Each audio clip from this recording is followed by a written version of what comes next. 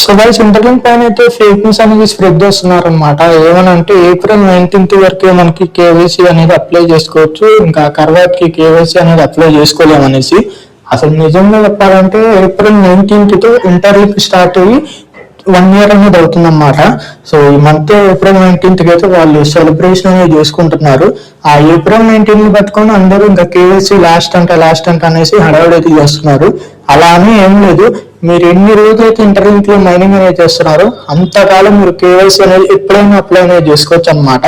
But నాకు నచ్చంది ఏంటంటే ఈ ఏదైతే మనం కేవైసీ అప్లై చేసుకుంటాం కదా, సో మనం అయితే క్యూలో అయితే ఉండాల్సి వస్తుంది అనమాట.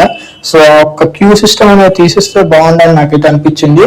అసలు దారుణంగా క్రోడ్స్ లో ఉన్నారనమాట జనాలు అయితే మాత్రం. ఏదో ఒక 10-20 days అలా టైంలో మీకు ఇన్ఫర్మేషన్ ఇస్తాం, ఏదో అలా చెప్తే బాగుంటుంది కానీ మరి ఆ క్యూలో జనాలందరూ అయిపోయేదాకా ఇది కొంచెం టైం వేస్ట్ అవ్వడం అనమాట. సో ఇది April 19th అనే కాదు, సో మీరు ఆ తర్వాత కూడా కేవైసీ అనేది అప్లై చేసుకోవచ్చు. ఏంటంటే April 19th ఇంటర్లింక్ స్టార్ట్ అయ్యి 1 year అనేది అవుతుంది అనమాట. సో దానికి సంబంధించి ఇంటర్లింక్ వాళ్ళైతే సెలబ్రేషన్ కూడా చేస్తున్నారు. సో మీ ఫ్రెండ్స్ అండ్ ఫ్యామిలీలో ఎవరైతే కంగారు పడుతున్నారో వాళ్ళకి ఈ షార్ట్లో అయితే వాళ్ళకి షేర్ చేయండి, వాళ్ళకి కొంత నాలెడ్జ్ అనేది షేర్ చేయండి అనమాట.